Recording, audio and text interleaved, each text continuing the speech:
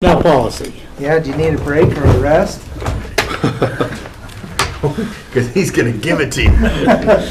No, it's just, Well, we'll see as we start going through this. okay, so as you know, this has been a project I've been working on since I got here about 2 years ago.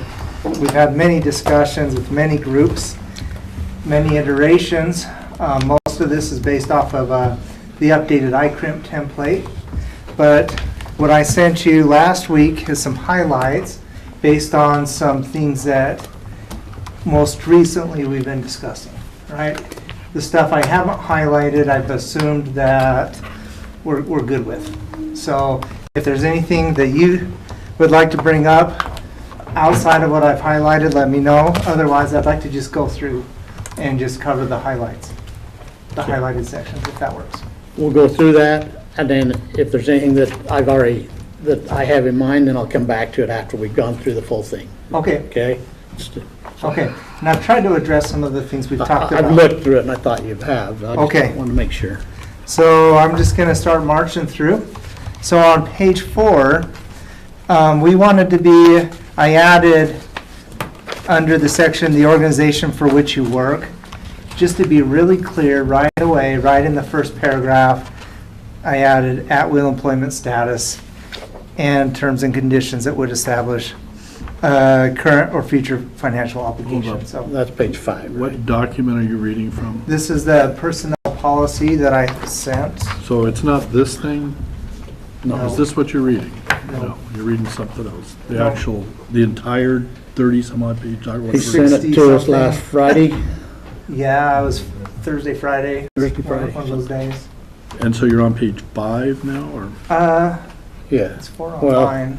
That says 5 here. On the one you. Okay, I thought I just printed this, so my pages might be off, so, excuse me. But yeah, it's under the organization for which you work, I just added the at-will line, just to be clear, right out of the gate, first section. Figured that should be an easy one. Okay, on my page 16, maybe it's your 17, we added a no smoking policy. And there was a question about the very last sentence where it says smoking is only prohibited outside county buildings and facilities at least 50 feet away from entrances. So I say that you can't at all in the buildings, 50 feet from entrances. This was from the template. I don't know if we want to get more aggressive And than that. vehicles. And actually, this is one that I highlighted. Uh-huh. And the reason I did is because we have this street out here now that becomes county property. Well, 50 feet from the assessor's office to the 50 feet from the To our door. both sides. I mean, we have 4 doors right out here. Do we make the campus non-smoking? Except in a designated area. Except in a designated area or something. I'm just saying that now that that's going to be, it's not a public street, that's Bannock County property. And if we're going to make whatever we're going to do there, decide, while we're talking about the policy, I was just wondering. I like the designated area thing. I do too. So we would have to create some designated areas. But while we're talking about the policy, we could say smoking is prohibited on Bannock County property except in designated areas or something of that nature. I like that. Vaping. Yeah, smoking and vaping coincides. Yeah, I would support that. Concerns, John? Nope. That'd be a simple fix. Hmm? That would be a simple update. So, And then, like Ernie had mentioned, then, I don't have the most current copy here on my email, but, and that's fine. But in county vehicles, is it in there? It's in here. It's It in- is, okay. it's in here. Facilities and or in later. county vehicles. Yeah, perfect. Yeah, it's in 2 places. Okay, I found some cigarette butts. Oh, no. It's all right. Yeah. Again? No, Oh. it's just the one you know about. Okay. Jason has forwarded those to you. Oh, thanks. Appreciate that. Okay. So, okay, hold on a second, I think I got the right document here, I'm just checking, okay. And this is page 16, smoking is only permitted outside of county buildings, at least 50 feet away from entrances, and now, I'm sorry, what was the, But smoking is not allowed except in designated areas. We'll take the 50 feet away okay, and put except in designated areas. okay, got it. Good. I like it too. The very next page, the template for my crimp says employee discipline, and I replaced discipline with corrective action. I think it's just a little, A, more modern, and B, a little more, kind of the direction I would like to take our management is, hey, if we're going to go through these processes, it's for the purpose of helping the employee be successful up until dismissal. And so I like the term corrective action and replace it with that. So it's semantics, but that is a change that I made from the original template. And on that one is the oral Oh, warning. And I just bring this up because when we went to that class the other day, the lady said there shouldn't be a simple oral warning. You document that you give an oral warning.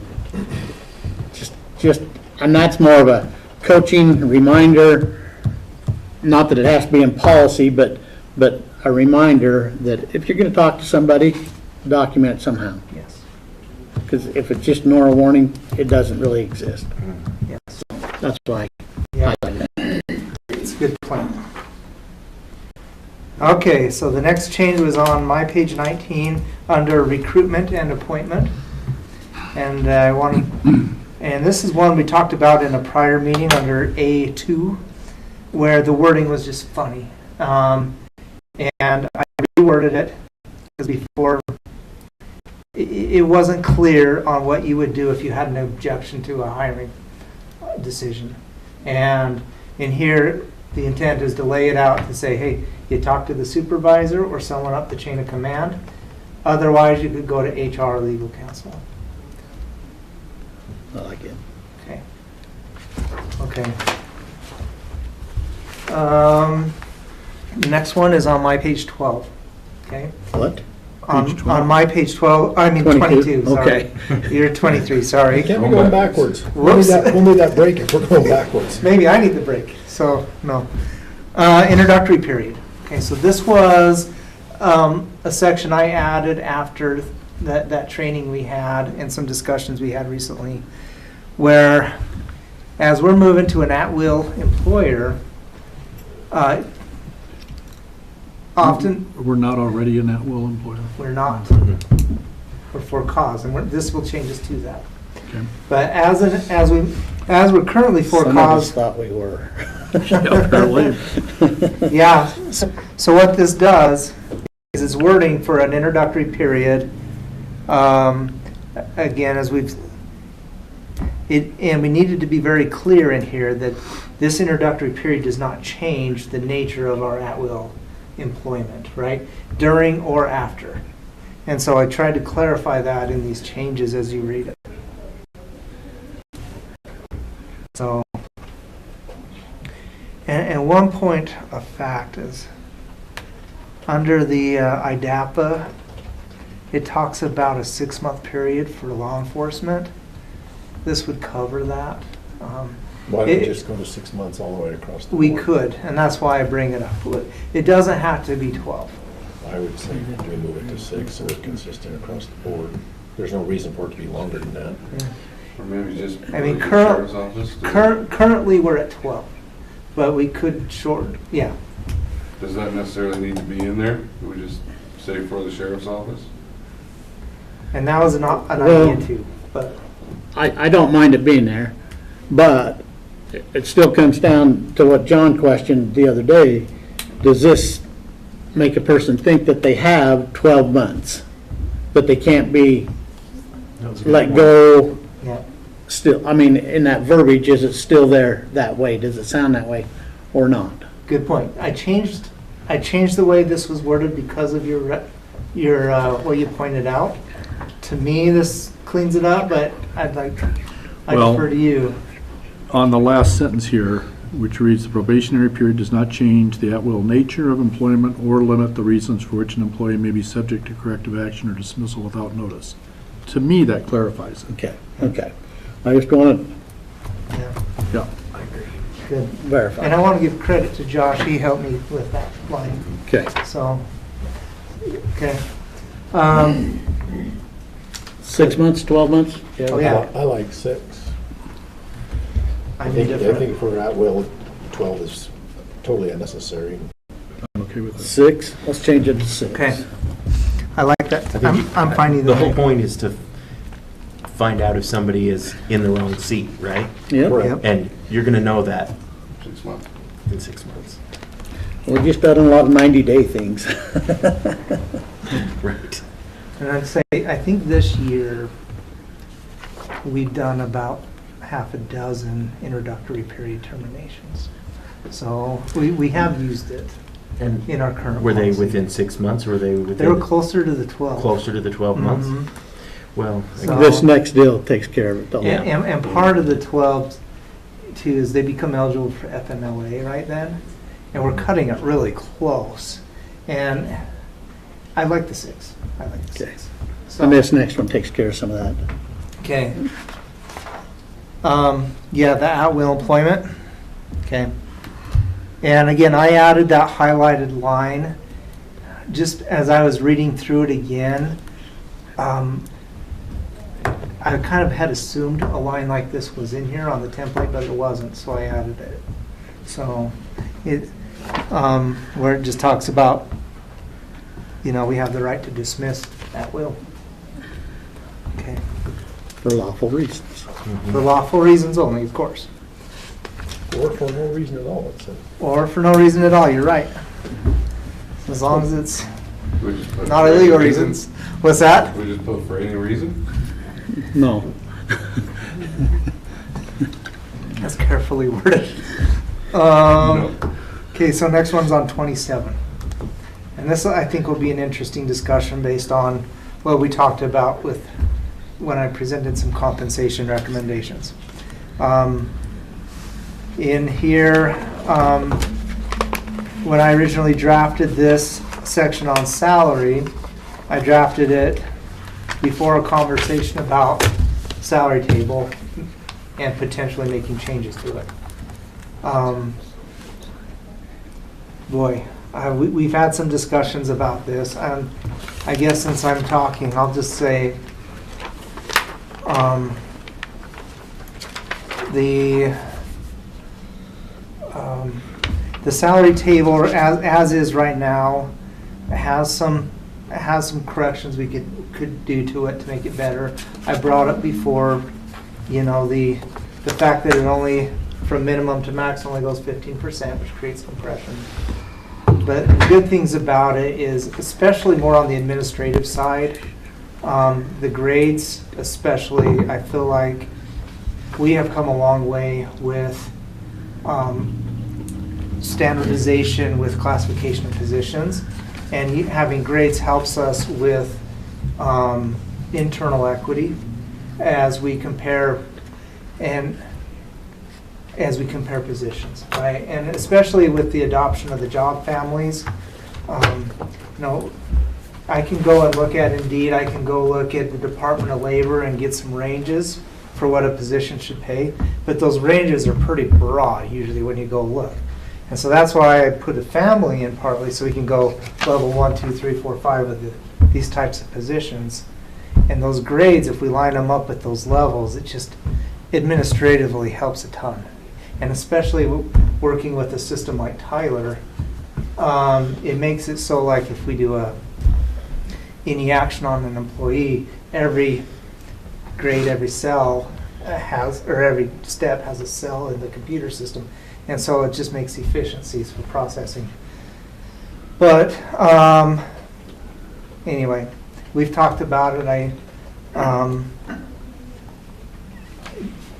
I also, in preparation for this part of the discussion, had sent you in the email an attachment for another option where it removes the steps.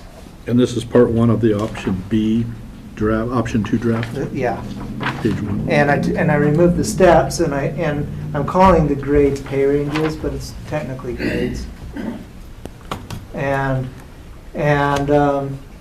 boy, there are so many ways we could run with this. But whatever we do, I would say just for the sake of our friends over at payroll, we cannot wait till 60 days before, 30 days before, or they're gonna be hurting in a bad way to before October 1. Because they would, if we were to get rid of the steps or grades, they would have to manually put in all the salaries for all the employees every time we make a change. And so they do it already for some positions, but it's a it would have to handful. be for all of them. Yeah. It's a lot. So administratively, it'd be tough. So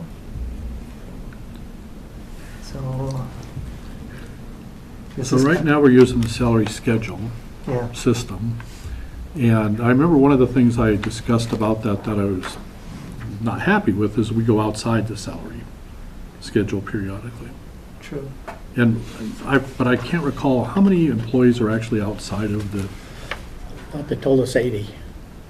No, No, that was the other deal. Yeah. Oh, It is, okay. okay. Okay, that was. I don't think there's that many. No, I No. think there'd be like 3, Well, that's what and it then a total of 3 until we started doing all these event center seasonal hires. And a lot of those temporary event center seasonal hires are off table. So it was like 3, now we've got all those seasonals on there too. I'm not gonna worry about what the season is. No. You're right. So for regular employees, yeah, I think it was the snow groomer, it was, and then 2 others. Jamie? That are above. Jamie wasn't on the table or something. And Jane, yeah, and the fair board. So, okay, so maybe 4. Yeah. Yeah. That's So I think- 3/4 right. What you're bringing up right now is either we keep things the way they are, that's the first option that you just Option read 1, us. yes. We just keep it the way it is for the time being, and the second one would really require a lot of work to implement. So I think right now, we probably ought to leave this like it is, and then we probably need to have further discussion about some certain people being off table and so on. Yeah, maybe create some options and, yeah. Yeah, but it sounds like it'd be way too much to try to address this at this point. It is, and it's the same discussion we've had when we talked about budget for 4 years. One of the, in one of my discussions with Ryan, it just kind of hit me that part of the reason that our step and grade system is a little bit dysfunctional is we haven't given, when we've given raises, historically, we haven't given step and grade increases. It's been COLAs and this and that doesn't help people. It helps people right now, but long-term, just, we're not using our system. And so I would think that, I agree with John, that keep it, let's use it and make some fine-tuning adjustments to it as needed, rather than a complete overhaul or throwing it out with the bathwater. That's kind of where I'm at. I mean, I have frustrations, but, I'm okay. okay? Yeah, and I like that too. Thank you. Okay, so in that case, this original option 1 is, Right. I'm gonna leave it alone. Okay. Okay, here's the fun one here. On my page 34, we're talking about sick leave. Okay? And just to make sure that we're all on the same page, the first thing I have highlighted here is that 480 hours under the sick leave accrual. And on here, what it says is sick leave may accrue to a maximum of 480 hours. Once an employee reaches the maximum accrual, no additional sick leave will accrue until the employee's accrued hours are reduced below the maximum. So what that would imply would be is if you're a current employee and you have more than that, you're not gonna accrue until you go back down to the 480. And we've had some discussion about that, and I figured it'd be good to discuss that again. Is that the direction we still wanna go? Because the option 2 would be leave current employees where they are with the 720 and only apply this to new employees. Those were kind of the 2 options that were being discussed. And this is where we have 80 employees-ish that Yeah. are over the 480. Correct. I'm just plain simple. I like the way it states in the, right here. That's where I'm at. I don't think this makes it clear what happens with our current employees who are already at 720, some are currently, or are over 480. I don't think this is clear what that does. No, it's not. Well, if you go down below the tables, does it have it in there, in those tables? That's just for payouts? Yeah, that's addressing payout. And you know, it's a good point, because I've heard that before. That it wasn't I- clear? That it wasn't, that there's been questions continually about this. Yeah. So I could put another line in there that explains. It's just, yeah, Now, all we do is put an effective date that says effective such and such a date.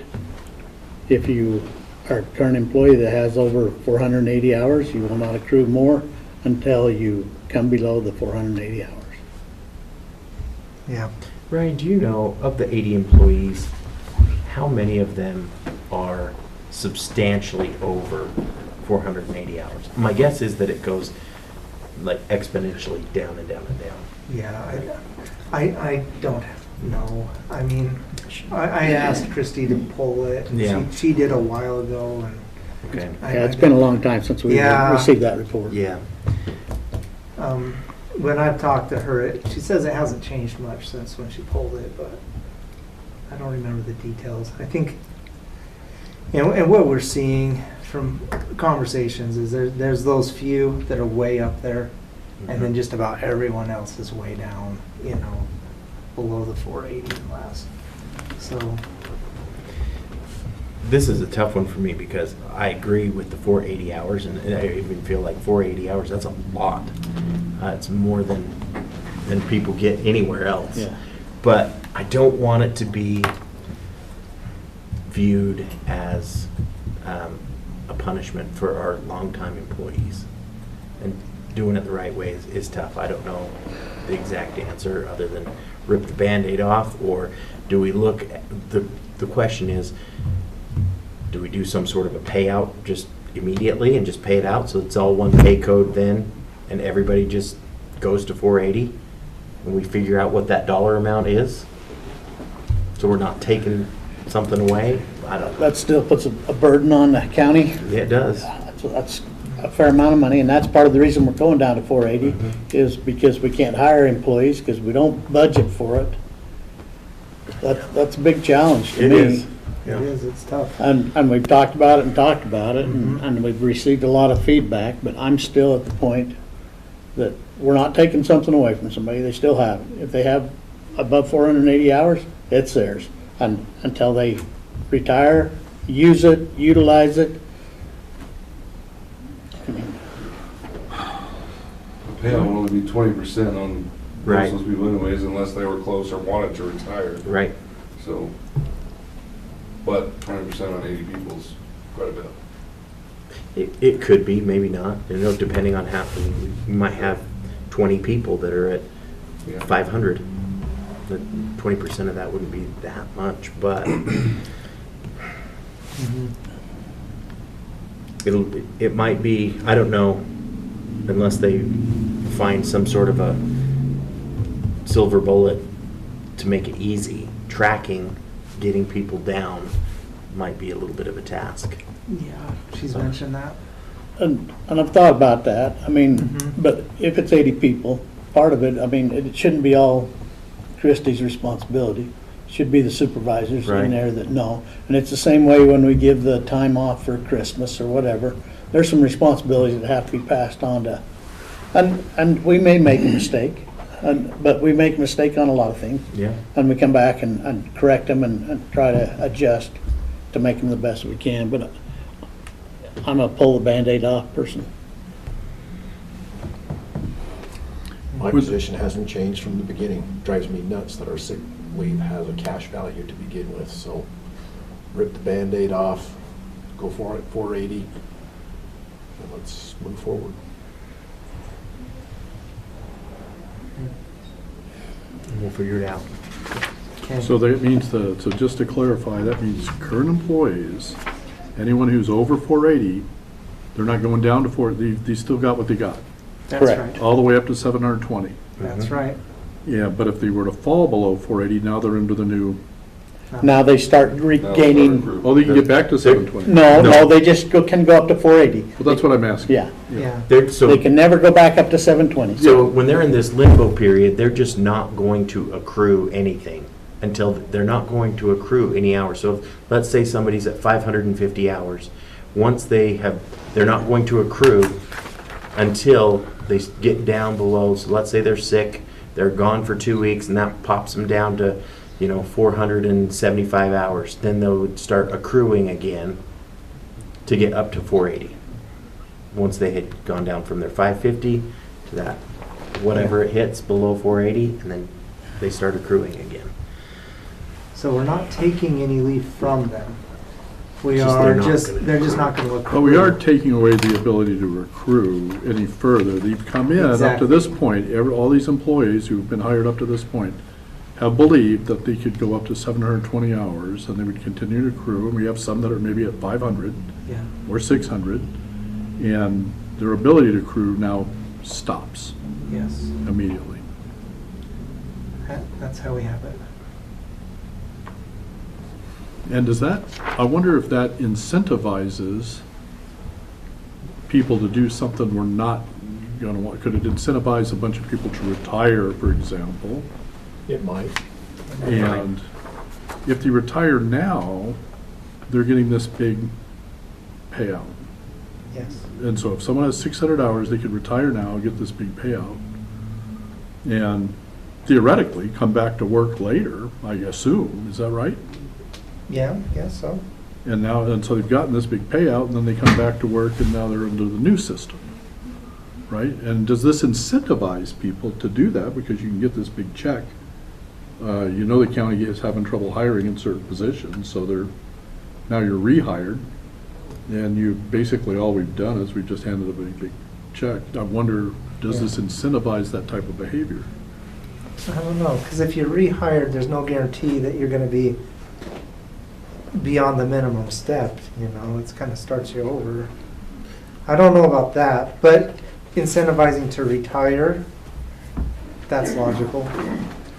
And do Yeah. we want to incentivize that? Yeah. But if they retire, if they come back, so they get laid off and they're hired after whatever date we put in here, when they retire, they get no retirement, they get no payout. That's for the new hires. Well, that'll be a new hire. Right. If they retire and you hire them back, then they would be under this program, so they wouldn't get a payout The second time. The a second time around. We're going to discuss that too. And I have questions about that too. Okay, Okay. Ryan, are you aware of any restrictions from Percy that would discourage them from rehiring within a certain amount of time? If they were to apply to the job? Actually, yes. There is a restriction for, if you leave to get your retirement started and then come back within, I believe it's like 30 days, they're gonna flag that as a problem, right? Because That yeah, would maybe curb that a little bit. yeah. So there is a time frame to put a gap between. all right, Okay, so moving on. moving on. Okay, so this next part, we were going to talk about the payout. So before we were talking about accrual. Mhm. Now for the payout, we pick a date, and we're going to have two distinct groups that this policy addresses. One for those hired before, and I put June 1 as an example. Then if you are dismissed or abandon the job, So it's the current policy, right? We're not changing it. You dismiss or abandon the job, there's no pay. There's 20% for resignations, and then a full payout for these other ones. There was one change actually I did make, the layoffs. Under current policy, it's 50% if you get laid off. I bumped that to 100, and I talked about it before, just because I think with layoffs, it's out of that person's control. They could have been reasonably expecting to retire, and if we reduce their big payout right before they retire by 50%, I don't like that. I don't like dealing with employment that way. So that's why we almost never lay people off. I mean, it's rare, and so that was one change I put in there. And then for the second table, this is the ones talking about the new hires, where there's no pay except for with a layoff or basically if they die. That goes back to my issue. Sick pay should not have a cash value. So I would strike that whole table for that second one. For if they get laid off or die? Yeah. Sick leave has no value. Vacation does, sick leave does not.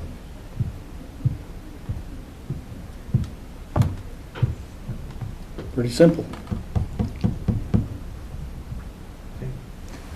John, I know you wanted to say something. Yeah, I'm just thinking about this.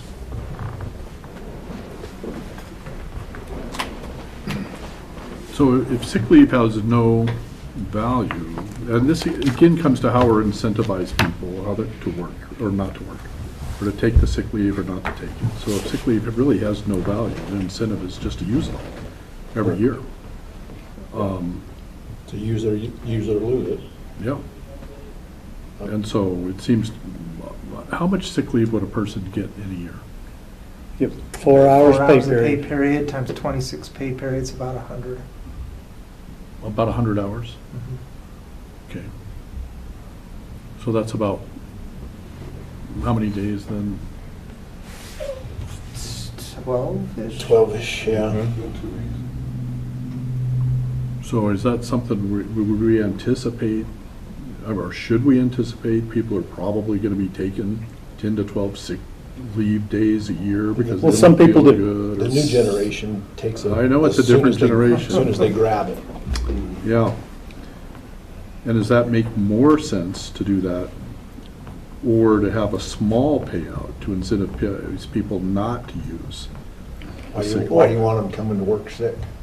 No, I don't want them coming to work sick, but at the same time, like we're talking about with this generation, when I worked, I don't even remember ever taking sick leave. Right, me either. But this is not Man. what we're seeing today. This is different. And so, I mean, now you have people, for many reasons that we wouldn't even that's conceived of, to take time off for. Yeah. So basically what I was wondering, would it make sense to have a small payout to incentivize people not to take sick leave unless they're really sick? It seems to me if you're really sick, you would take sick leave. And we have, this is why you can take sick leave. I mean, we got Yeah, I know so what many we say, pages of it yeah. that, Anyway, that was just my thinking on that, like if you had a 20% payout or something like that, well, that's not a huge payout compared to what we have today. But at the same time, there is some incentive to, if you can make work, not to really, your incentive is to try to get this extra 12 days off a year. I see where you're going with that. Yeah. What do you think? I'm still just not a fan of having sick pay be worth anything. It's not like that in the real world, outside of government circles. When in my younger days, you're right. Apparently it is now. What do you think, Commissioner Mott? well, I think that I wouldn't mind just doing away with that paragraph right now, or that box. It doesn't mean that we can't take feedback and we can't come back and have a discussion about it if we feel like there's a big concern there. But, like I said, I'm gonna rip the Band-Aid off, and if we're making the policy, let's make the policy.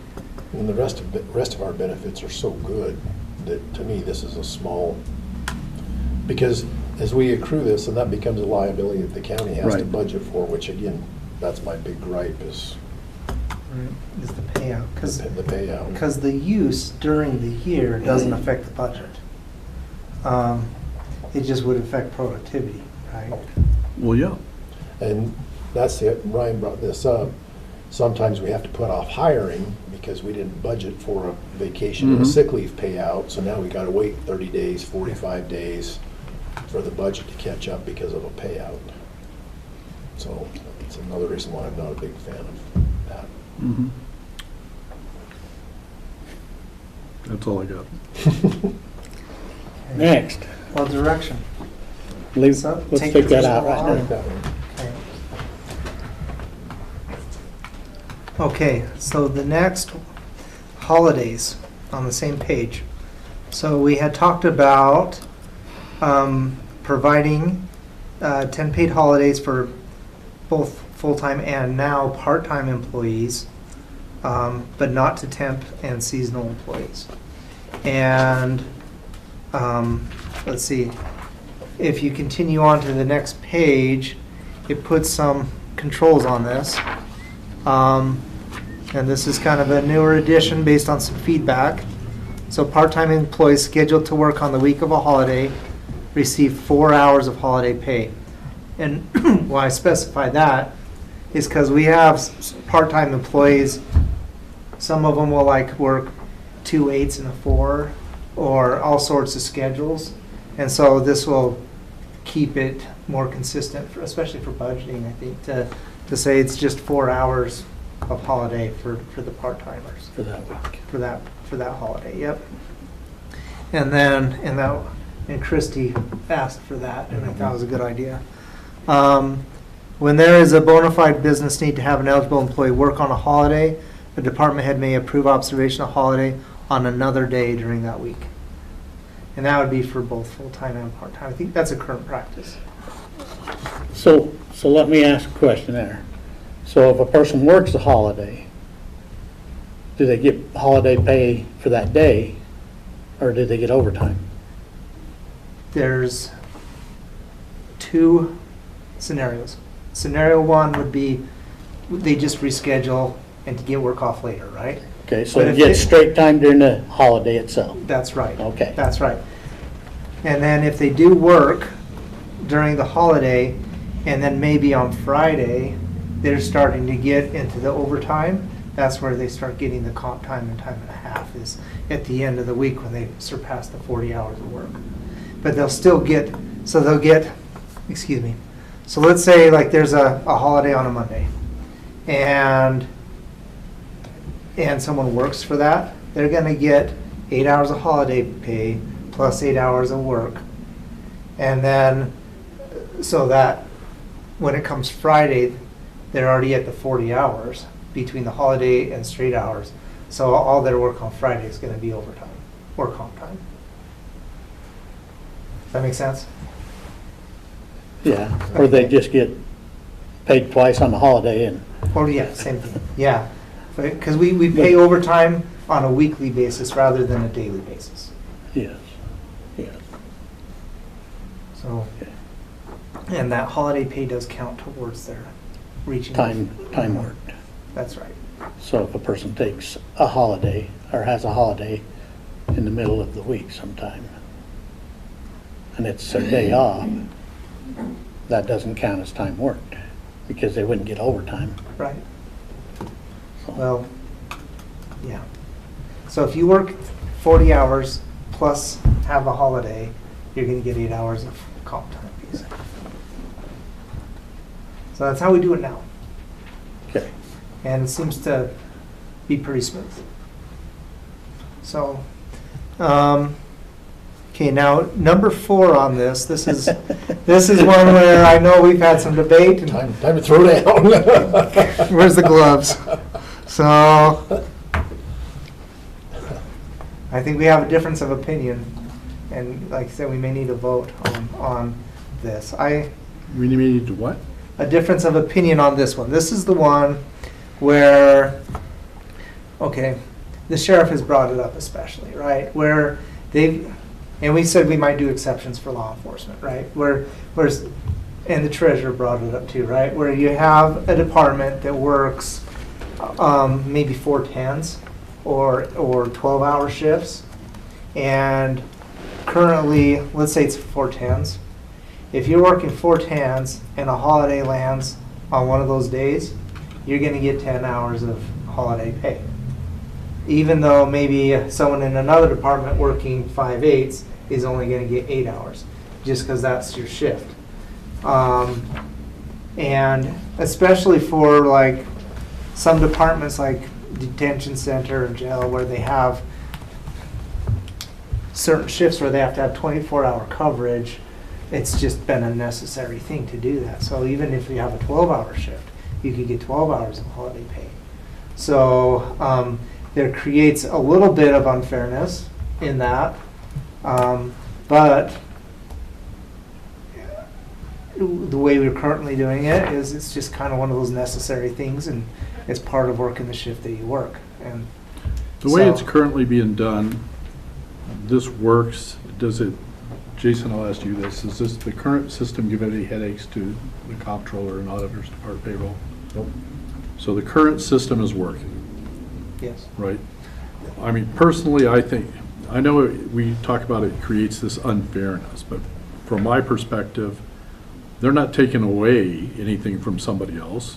If they happen to be in a department that works 10 hours, there happen to be a department that works 12 hours, another department works 8 hours, whatever your time off is, if I get 8 out, if I'm in an 8-hour department, I'm not gonna get upset because this guy over here that has to work 12 hours gets 12 hours of pay. It didn't take a penny away from me. So it doesn't affect me whatsoever. Personally, I think if this is working, let the elected officials make the call within their organizations and leave it as it is. I wouldn't mess with it. And you know my opinion, Yeah. I'm 100% against it. Then you might as well give those that work 8 hours, 12 hours, 12 holidays. One group gets 80 hours, one group gets, 100 hours, and the other one gets 120 hours for the 10 holidays that we currently have. Well, they don't really, because Yeah, they if you're do. working, no, they don't, because the holidays don't all fall on the same day. They fall on different days. Yeah, but they still get 10 hours pay. Even if they don't work the holiday, they get 10 hours pay. And the 10-hour shifts are the only one that I have a disagreement with. The 12-hour shifts where we have to have that jail open. Yeah. We have to have the juvenile detention center open. They are required. They work 12 hours, they don't leave for lunch, they're They're there. there. The 10-hour shifts, it's a benefit.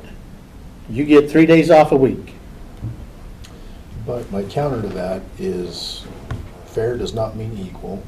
And those departments, as long as the customer is being served, what do we care? So all the departments have the opportunity to go to the 4 10s, should they choose to. Do all the departments have that Well, opportunity? they could, as long as they ran it like Jen does in her office. I'm of the opinion that we need to be open every day of the work week. You have to be open. You have to be open. Right. And so if I were to give 2 employees work 4 10s here and 2 employees work 4 10s here, and they alternate their days off so that my office is open every day, but they're working 4 10s, that can be viewed as a benefit. That doesn't work in my offices like it does in Jen's. They have stuff to do before and after. But It doesn't work in our office. Yeah. It doesn't work in elections because of the number of people. right, I mean, you have to be. the courts, it doesn't work in the courts. So that's why I don't do any 4 10s, because we're more in touch with the customer every day, and they come in from 8 to 5.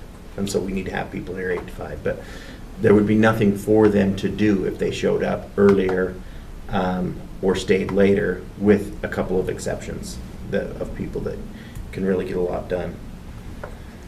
It would be tough for Anita. Yeah, Over there. I don't think Her- she's in the same boat with me, probably. Yeah. But So, Well, I- Anita could go to 4:10s. You could just leave the DMV open an extra hour a day. But again, it goes back to, as long as the customer is being serviced from Right. 8 to 5, what do we care, whether the department works 4:10s or, 3:12s? I don't care, as long as the hours are there and available. It's the department. And so again, I just go back, fair does not always mean equal. Right. And I say pay the shift. I agree with John, just leave it and pay the shift. If I heard a huge outcry of unfairness, then I would consider it and think about it, and what needs to happen.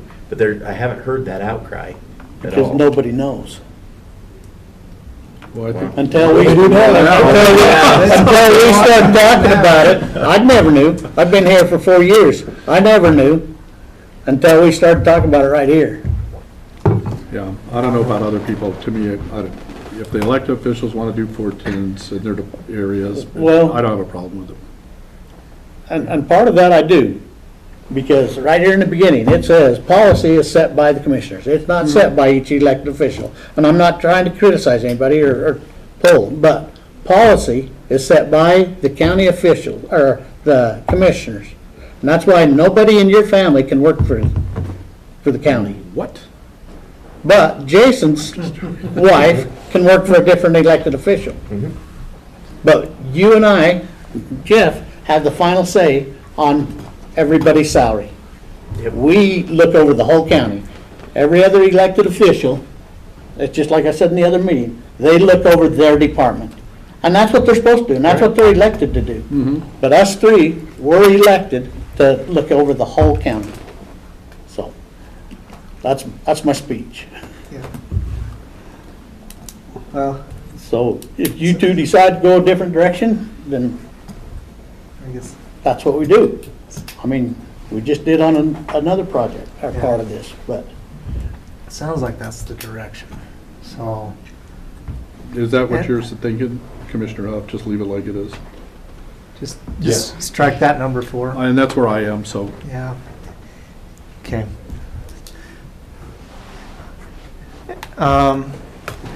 And like Ernie says, it's not always set in stone. Should we receive an outcry and need to look at it again? We can, but. Yeah, and I've told you, Ernie, too, I haven't always been comfortable with that, so. well, like I said, all you gotta do is give the 8-hour people 2 more days off. It equals it out. Yeah, so, well, we'll see They how get the this, birthday and a floating holiday. we'll see how this goes. Okay, so, let's I'll move put on. that out there, the 300 people that work 8-hour Now shifts. we can expect more. Oh, boy. Are we having a YouTube issue right now? Yeah, maybe we should. Maybe we should have a YouTube issue. Yeah. Let's keep on. Yeah, pay time off, right? Pay time off. So this was an idea introduced by Jeff, and as we have been wanting to do something unique to incentivize people as we try to recruit, is to provide some paid time off upon hire.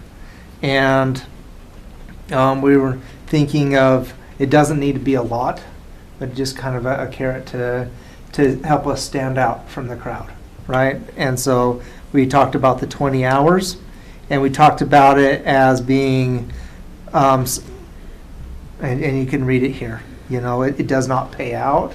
It can be used sick, leave, whatever reason, but it's, So people are already getting 4 hours of sick leave, I think it's 4 hours vacation every pay period, right? yep. Upon hire?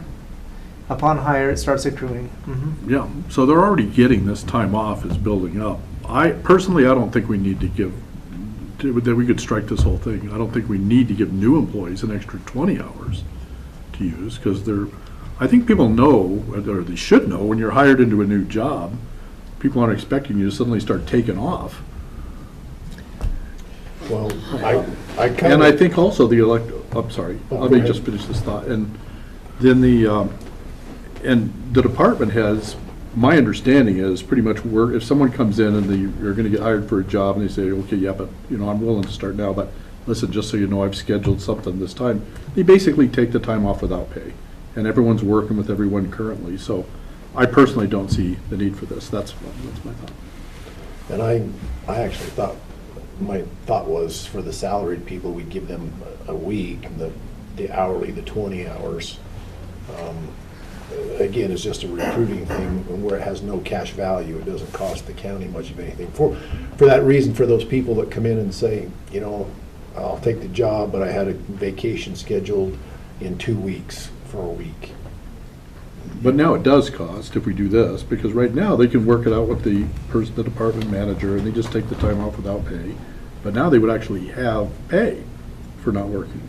So there would be a cost. That's the incentive, but it has no cash value. So if they quit within a year, there's no payout Right. for that, Mhm. for that hiring incentive. So rather than giving them,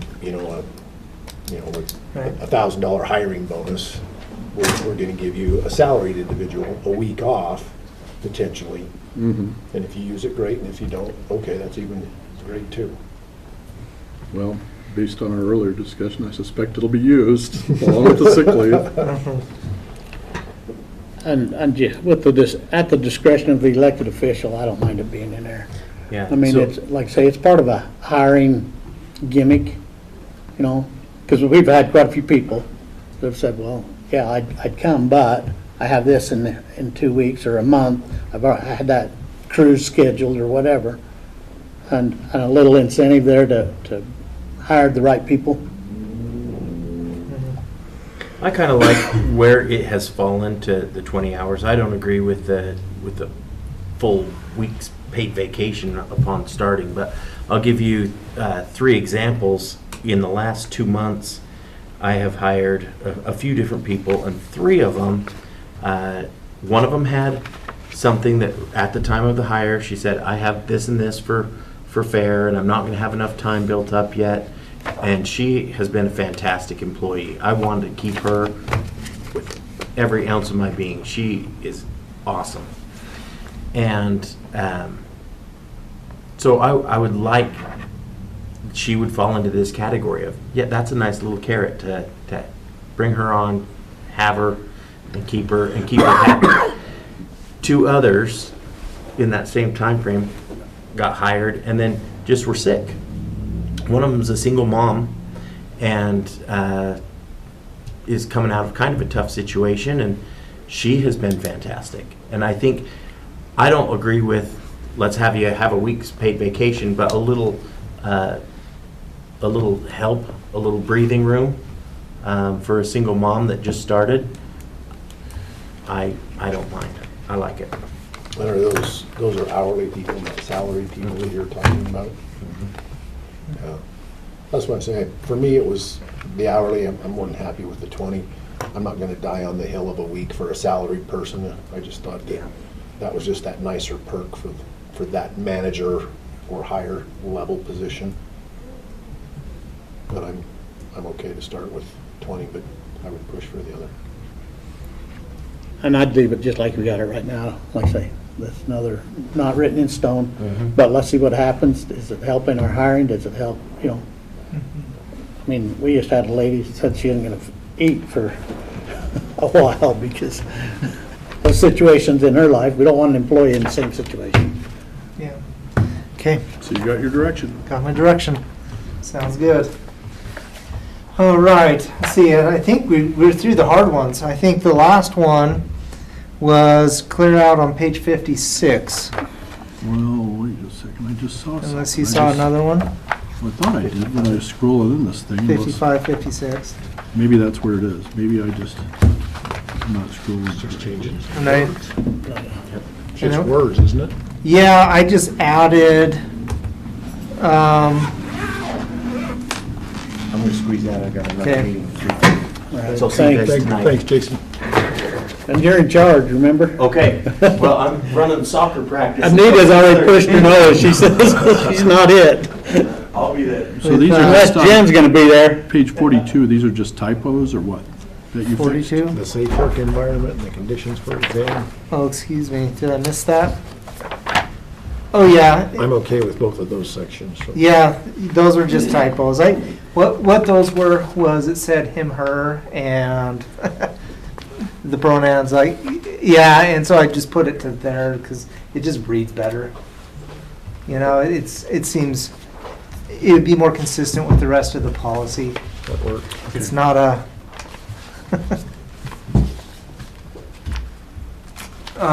Yes. Thanks, John, I about missed that.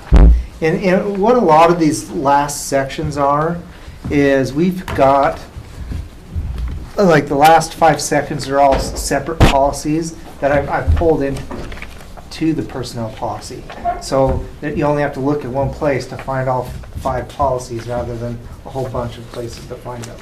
And so, and this vehicle use update was more about, I think it was just some wording to make sure that, Mileage. yeah, the mileage thing that it's our current practice, and it's just updated it to what our current practice is. Okay, there's a grammar fix for it, but we can talk Oh, is about there? that. Because you say, at number 3, every county driver is responsible for, B, should be using a county vehicle. Where? So look at C, part 3, every county driver is responsible for on page 56, paragraph 3, above there. You see, Oh, yeah, okay, you're responsible for using a county. vehicle. using, okay, thank you.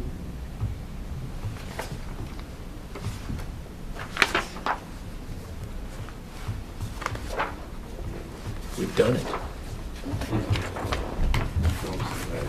Okay, wow, feels good.